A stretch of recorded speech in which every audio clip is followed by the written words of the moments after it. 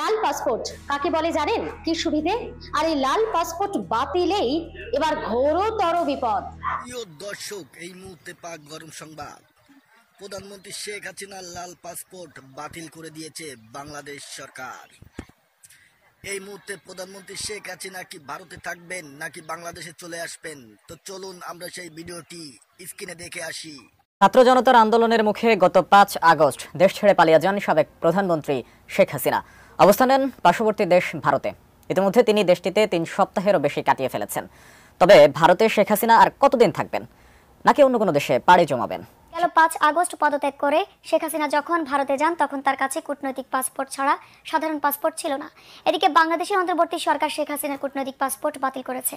ভারতীয় ভিসা নীতি অনুযায়ী কূটনৈতিক পাসপোর্টধারী বাংলাদেশি নাগরিকরা ভারতে ভিসা ছাড়াই প্রবেশ করতে পারবেন, তবে তা ৪৫ দিনের জন্য। আজ শেখ হাসিনার ভারতে অবস্থানের ২১ দিন পূর্ণ হলো। এই পরিস্থিতিতে তিনি ভারতে আর বেশি দিন থাকতে পারবেন না বলে জানিয়েছে হিন্দুস্তান টাইমস। বাংলাদেশের প্রাক্তন প্রধানমন্ত্রী শেখ হাসিনার লাল পাসপোর্ট বা ডিপ্লোম্যাটিক পাসপোর্ট বাতিল করেছে অন্তর্বর্তী সরকার। আর সেখানেই ভারত পড়েছে এখন বিপদে। কেন সেটাই বলবো আপনাদের। লাল পাসপোর্ট বাতিলে হাসিনাকে নিয়ে মাথা ব্যথা বেড়েছে ভারতের।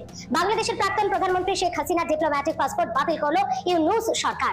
কূটনীতিকদের জন্য লাল পাসপোর্ট ইস্যু করা হয়ে থাকে যে কোনো দেশে। ডিপ্লোম্যাটিক পাসপোর্টধারীরা কিছু অতিরিক্ত সুবিধা ভোগ করে থাকেন। তাদের মধ্যে অন্যতম হলো, বলছিলাম যেটা আপনাদের, যে কোনো সময় দেশ ছাড়ার অনুমতি।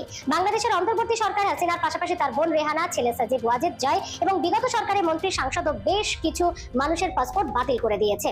কিন্তু সেই তালিকায় হাসিনার মেয়ে সাইমা ওয়াজেদ পুতুলকে রাখা হয়নি, কারণ তিনি বিশ্ব স্বাস্থ্য সংস্থার দক্ষিণ এশিয়া অঞ্চলের প্রধান। তাই তার অফিস দিল্লিতে, তিনি বর্তমানে দিল্লিতে রয়েছেন। মা ও মাসে দিল্লিতে ভারত সরকারের আতিথ্যে থাকলেও পুতুল জানিয়েছেন তাদের সঙ্গে তার এখনো মুখোমুখি সাক্ষাৎ হয়নি। প্রশ্ন হলো, ডিপ্লোম্যাটিক বা লাল পাসপোর্ট বাতিল হওয়ায় হাসিনার বিপদ কি তবে বাড়লো?